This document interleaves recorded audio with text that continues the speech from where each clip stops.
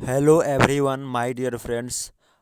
आज मैं मुग़लों का पतन और औरंगज़ेब की धार्मिक नीति टॉपिक लेकर उपस्थित हुआ हूँ, क्योंकि सेमेस्टर 4 में पेपर नंबर 9 में मुग़ल काल से बहुत सारे प्रश्न पूछे जाते हैं, जिसमें से यह भी एक महत्वपूर्ण प्रश्न है।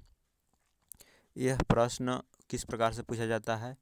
तो यह प्रश्न इस प्रकार से पूछा जाता है कि औरंगज़ेब की धार्मिक नीति का वर्णन कीजिए, या मुग़लों के पतन में औरंगज़ेब कहाँ तक जिम्मेदार था। इस प्रकार से प्रश्न बन सकता है, जो कि लॉन्ग क्वेश्चन का यह प्रश्न बन सकता है। तो इस टॉपिक से प्रश्न बन सकता है, इसलिए मैं यह वीडियो लेकर उपस्थित हुआ हूँ और इस पीडीएफ के जरिए हम इस प्रश्न को समझने का प्रयास करते हैं, जिसमें टॉपिक है मुग़लों का पतन, डिक्लाइन ऑफ मुग़ल। तो भारत में मुग़ल राजवंश की स्थापना 1526 ईस्वी में बाबर द्वारा की गई थी। सैद्धांतिक रूप से इस राजवंश का अंत 1858 में हुआ और बादशाह जफ़र आखिरी मुग़ल बादशाह थे। बहादुर शाह जफ़र आखिरी मुग़ल बादशाह थे।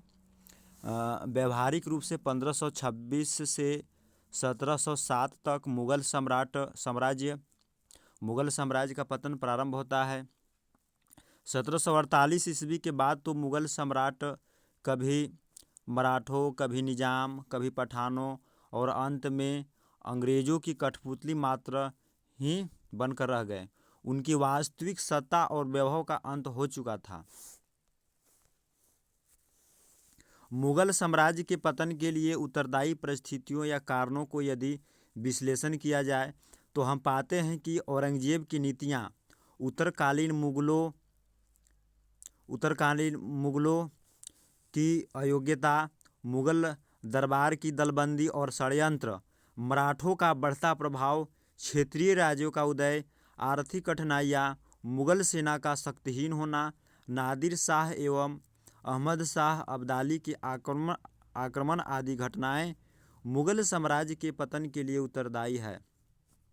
औरंगज़ेब की धार्मिक नीति, यह काफ़ी यहाँ इस टॉपिक से प्रश्न बन सकता है कि औरंगज़ेब की धार्मिक नीति का वर्णन कीजिए, या फिर औरंगज़ेब मुग़ल साम्राज्य के पतन के लिए किस प्रकार से पतन के लिए जिम्मेदार था।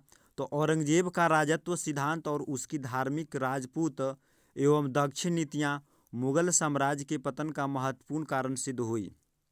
औरंगज़ेब ने धार्मिक दृष्टि से जिस संकीर्ण दृष्टिकोण का परिचय दिया और असहिष्णुता की जिस धार्मिक नीति को अपनाया, उसके कारण गैर मुसलमानों का बहुत बड़ा वर्ग मुग़ल शासन से असंतुष्ट होने लगा। मराठे, राजपूत, सिख और जाट मुग़ल साम्राज्य के विरोधी हो गए। औरंगज़ेब ने अकबर की नीति को बदल दिया। जैसा कि आपको मालूम है कि अकबर को महान सम्राट कहा जाता है। उसकी उदारवादी नीतियाँ आज भी प्रसिद्ध है और इसी के लिए उसको याद किया जाता है। उसने हिंदुओं पर उसने हिंदुओं पर फिर से यात्री कर और जजिया कर लगाया तथा उनके पूजा स्थलों को बर्बाद किया। उसने धर्म परिवर्तन को भी अधिक प्रोत्साहन दिया। औरंगज़ेब की धार्मिक कट्टरता से उदारपंथी मुस्लिम संप्रदाय भी नाराज हो गए। औरंगज़ेब की इस असहिष्णु धार्मिक नीति से मुग़ल साम्राज्य की नींव कमज़ोर हुई। राजपूत एवं दक्षिण नीति। औरंगज़ेब की दक्षिण नीति उसके अंतिम वर्षों में एक ऐसे दलदल के समान सिद्ध हुई जिससे औरंगज़ेब निकल नहीं सका। उसने बीजापुर, गोलकुंडा को जीतकर तथा मराठा राजा संभाजी की हत्या कर लगभग पूरे भारत पर अधिकार कर लिया।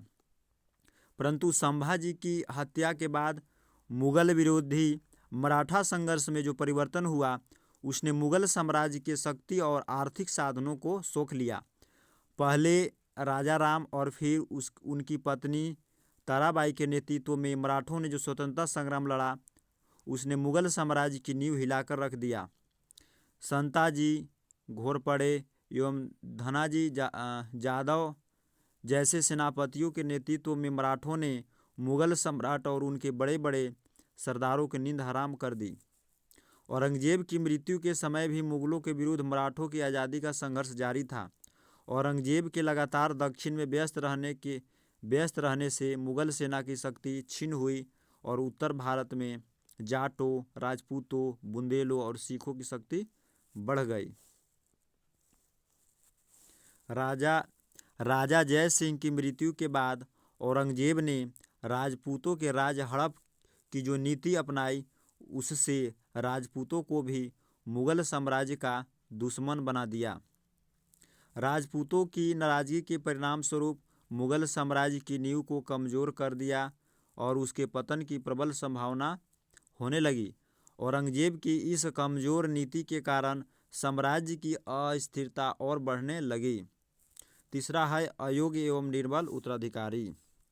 हम देख रहे हैं कि मुगल साम्राज्य का पतन कैसे हुआ। उसके अलावे जो औरंगजेब की जो धार्मिक नीति थी वह भी हम इस टॉपिक में देख रहे हैं। उसके अलावे इस प्रकार से प्रश्न इसमें बनता है कि मुगल साम्राज्य के पतन के कौन कौन से कारण जिम्मेदार थे, या फिर मुगल साम्राज्य के औरंगजेब के धार्मिक नीति का वर्णन कीजिए। तीसरा में है अयोग्य एवं निर्बल उत्तराधिकारी। औरंगजेब के बाद बहादुर शाह जफर को छोड़कर शेष सभी उत्तराधिकारी सम्राट अयोग्य, निर्बल एवं पतन के कारण रहे। वे मुगल दरबार तथा सरदारों की गुटबंदी और षड्यंत्रों को नियंत्रित करने में असफल रहे। अपनी कमजोरी और अयोग्यता के कारण औरंगजेब के ये निर्बल उत्तराधिकारी शक्तिशाली सरदारों पर आश्रित होते गए। उत्तरकालीन मुगल सम्राट अपने सरदारों के हाथों की कठपुतली मात्र बनकर रह गए। एक उत्तराधिकारी फर्रुखसियर लाल कुंवर नामक महिला के चक्कर में आकर अपमानजनक ढंग से मार गया और शासन गंवा दिया।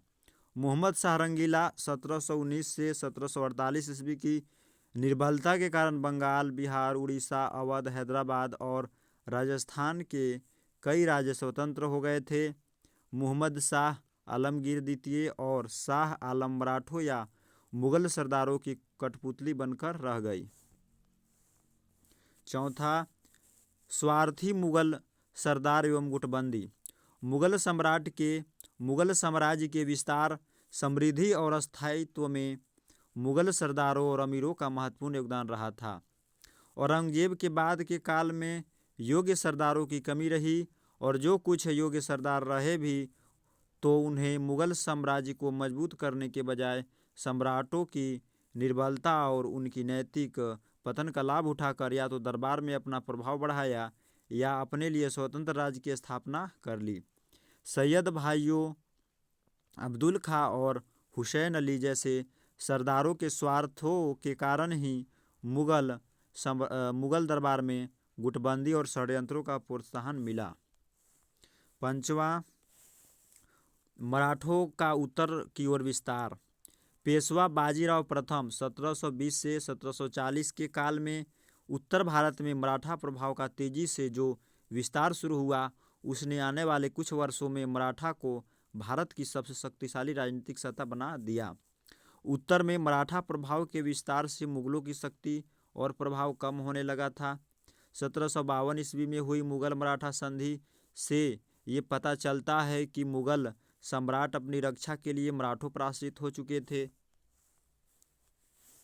छठा, सेना का गिरता स्तर एवं राष्ट्रीयता का अभाव। उत्तरकालीन मुगल सम्राटों के काल में राजनीतिक एवं आर्थिक बिखराव के साथ सैनिकों की शक्ति भी अपने अमीरों और मनसबदारों के प्रति अधिक हो गई, एवं मुगल सम्राट भी पूरी तरह सरदारों की सेना पर निर्भर हो गए थे और उनमें राष्ट्रीयता का अभाव साफ साफ दिखाई देने लगा था। मुगल सम्राट के साथ औरतों, नौकरों आदि का भी बड़ी संख्या में जाने की परंपरा थी, लेकिन उनके खाने पीने एवं ठहरने की उचित व्यवस्था न होने के कारण भी सेना का स्तर लगातार गिरने लगा था। 7वां आर्थिक दिवालियापन। आर्थिक स्थिति पर शाहजहां के काल से विपरीत प्रभाव पड़ने लगा था। शाहजहांकालीन स्वर्णिम और संगमरमरी इमारतों तथा कंधार के सैनिक अभियानों पर काफ़ी बड़ी धनराशि खर्च हुई थी। औरंगजेब के काल में होने वाले विद्रोहों तथा दक्षिण संघर्ष का खराब प्रभाव कृषि, व्यापार एवं उद्योगों पर पड़ा। उत्तराधिकारियों के काल में संघर्षों, सत्ता षड्यंत्रों, दरबारी उठापटक, चाटुकारिता एवं गुटबंदी के कारण, साथ ही बादशाहों की अयाशी ने मुगल साम्राज्य की आर्थिक स्थिति को बर्बाद कर दिया। नादिर शाह एवं अहमद शाह अब्दाली के आक्रमणों ने तो रही सही कसर पूरी कर दी। 8वां में नादिर शाह एवं अहमद शाह अब्दाली के आक्रमण।